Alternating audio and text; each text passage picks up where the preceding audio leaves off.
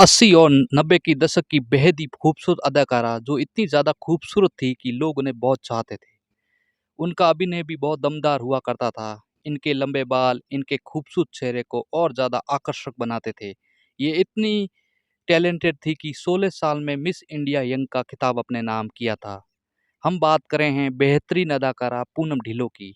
इनका जन्म 18 अप्रैल 1962 को उत्तर प्रदेश के कानपुर में हुआ था। इनके पिता का नाम अमरीक सिंह था, जो कि एक एयरोनॉटिक इंजीनियर थे। इनकी मां का नाम गुरुचरण कौर था, जो कि एक स्कूल प्रिंसिपल के पद पर कार्यरत थी। इनकी बहन रेशमा ढिल्लों जो एक डॉक्टर और इनके भाई बलजिंदर सिंह ढिल्लों भी एक डॉक्टर थे, जो कि अब इस दुनिया में नहीं रहे।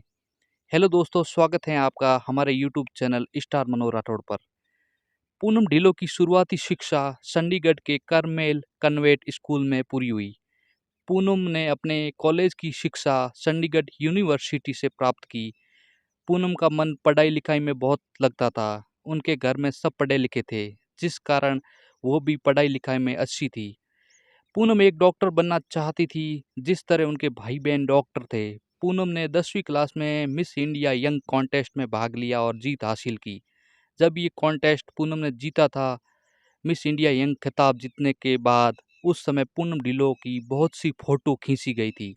एक दिन निर्माता निर्देशक यश चोपड़ा की नज़र उनकी फोटो पर पड़ी। यश चोपड़ा को पूनम की फोटो बहुत अच्छी लगी। यश चोपड़ा एक फिल्म बना रहे थे, फिल्म त्रिशूल, जिसके लिए उन्होंने पूनम को ऑफर किया। तो पूनम ने इस ऑफर को ठुकरा दिया, क्योंकि उन्हें पढ़ाई करनी थी। लेकिन जब उनके एक पारिवारिक रिश्तेदार को ये बात पता चली, तो उन्होंने पूनम और उनके परिवार वालों को समझाया कि आप क्या कर रहे हैं। लोग तो फिल्म करने के लिए कितनी कोशिशें करते हैं, और आप हैं तो घर में आए ऑफर को ठुकरा रहे हैं। उनके बहुत समझाने पर पूनम के माता पिता ने पूनम से कहा, ठीक है, तुम काम कर सकती हो फिल्मों में, लेकिन केवल गर्मी की छुट्टियों में। जब स्कूल स्टार्ट हो जाए तो काम करना बंद करना होगा। माता पिता की इस शर्त पर पूनम ने फिल्म त्रिशूल में काम करने की हामी भर दी। तो इस तरह पूनम ने 1978 में आई त्रिशूल उनकी पहली फिल्म रही। फिल्म त्रिशूल में अमिताभ बच्चन, शशि कपूर, संजीव कुमार जैसे बड़े अभिनेताओं के साथ पूनम ने काम किया। त्रिशूल फिल्म में पूनम ने संजीव कुमार की बेटी बनी थी। इस फिल्म में पूनम के अपोजिट सचिन हीरो थे। इस फिल्म का गाना, जो कि पूनम के ऊपर फिल्माया गया था, गापू जी गम गम गम, उस समय काफ़ी हिट हुआ था। फिल्म त्रिशूल हिट रही।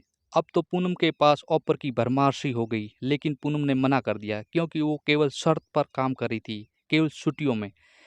पूनम को तैयारी करनी थी डॉक्टर बनने के लिए, मेडिकल परीक्षा पास करने की। पूनम के भाई ने पूनम को बहुत समझाया, तब कहीं जाकर पूनम ने यश चोपड़ा की फिल्म नूरी में काम करने की हामी भरी।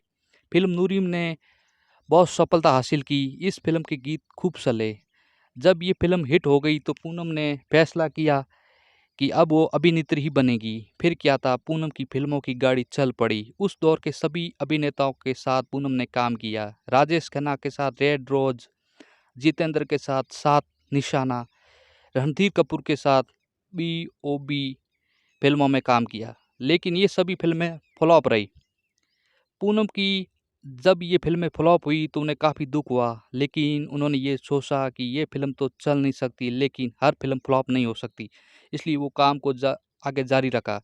फिर पूनम की राजेश खन्ना के साथ फिल्म दर्द रिलीज हुई, जो हिट रही।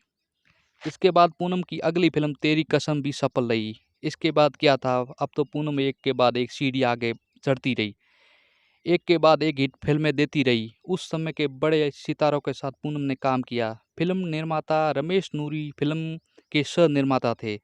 जब उन्होंने पूनम को देखा तो पूनम की खूबसूरती देख उन पर मर मिटे।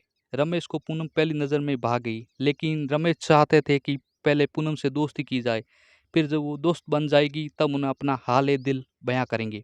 हुआ भी ऐसे ही। पूनम और रमेश अच्छे दोस्त बन गए, लेकिन रमेश कभी अपने दिल का हाल नहीं बयां कर सके। यहाँ यूं कहे कि उन्हें मौका ही नहीं मिला, जबकि पूनम के लिए वो अच्छे दोस्त थे। लेकिन मीडिया वालों ने झूठी अफवाह उड़ा दी कि पूनम और रमेश ने सगाई कर ली, परंतु इस अफवाह पर दोनों चुप रहना ही सही समझा। अब एक दिन फिल्म मैगजीन में यश चोपड़ा और पूनम ढिल्लों की तस्वीर छपी तो मीडिया ने ये अफवाह उड़ा दी कि यश चोपड़ा और पूनम ढिल्लों एक दूसरे को डेट कर रहे हैं।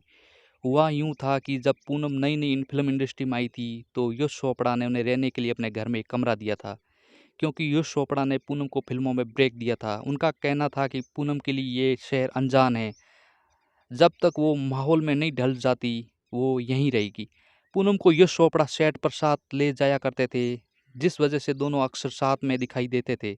लेकिन मीडिया को कुछ न कुछ चाहिए। आखिरकार कुछ दिनों के बाद इस रिश्ते पर ब्रेक लग गया, जब पूनम ने अपना घर ले लिया। 1980 के समय पूनम का कैरियर टॉप पर था। इस साल एक फिल्म की शूटिंग के समय पूनम की मुलाकात निर्माता निर्देशक राज सीपी से हुई। ये पहली बार था जब पूनम को राज से प्यार हो गया। राज को भी पूनम से प्यार हो गया। पूनम थी इतनी खूबसूरत कि किसी को उनसे प्यार हो जाए। इन दोनों का प्यार उन दिनों फिल्म इंडस्ट्री की सुर्खियां बन गया। पूनम राज से शादी करना चाहती थी, जबकि राज शादीशुदा थे। इसके बाद पूनम चाहती थी कि राज अपनी पत्नी को तलाक दे दे और उनसे शादी कर ले। राज भी पूनम से शादी करना चाहते थे, लेकिन वो अपनी पत्नी से बहुत प्यार करते थे। वे अपनी पत्नी और परिवार को छोड़ना नहीं चाहते थे। जब पूनम को ये बात समझ आ गई तो राज उनके साथ टाइम पास करे, तो पूनम ने उनसे ब्रेकअप कर लिया। पूनम राज से अलग हो चुकी थी, लेकिन अंदर से पूरी तरह टूट चुकी थी। तभी अचानक 1988 में पूनम के पिता इस दुनिया में चल बसे। पूनम के ऊपर जैसे पहाड़ सा टूट गया। पहले प्रेमी से अलग होना, फिर पिता का स्वर्गवास होना। पूनम बताती हैं कि 1988 उनके लिए सबसे बुरा साल साबित हुआ।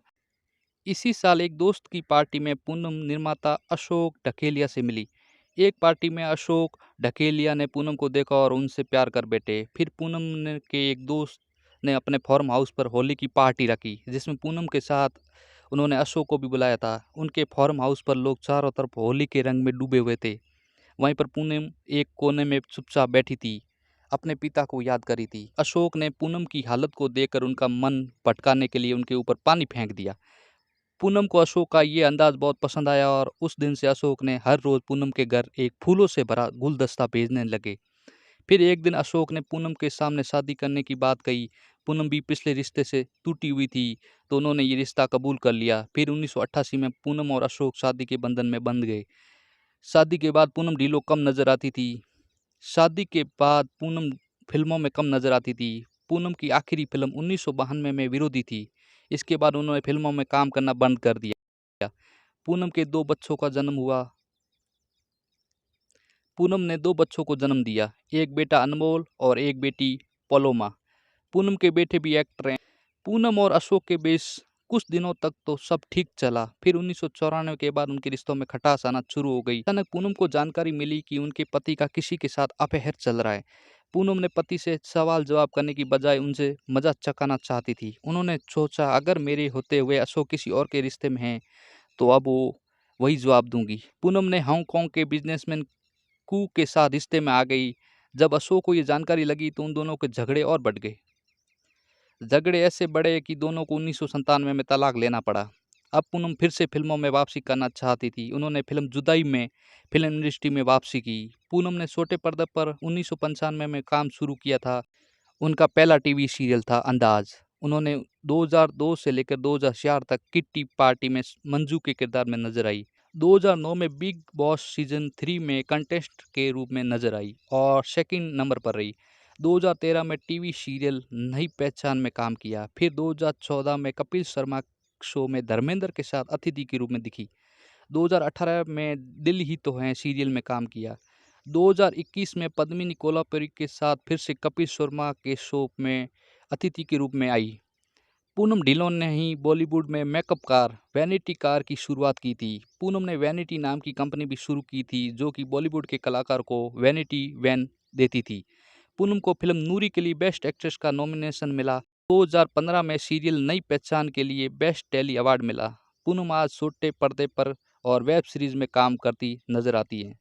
तो दोस्तों, ये थी पूनम ढिल्लों से जुड़ी कुछ अनसुनी बातें। वीडियो पसंद आया तो वीडियो को लाइक करें और हमारे चैनल को सब्सक्राइब करें।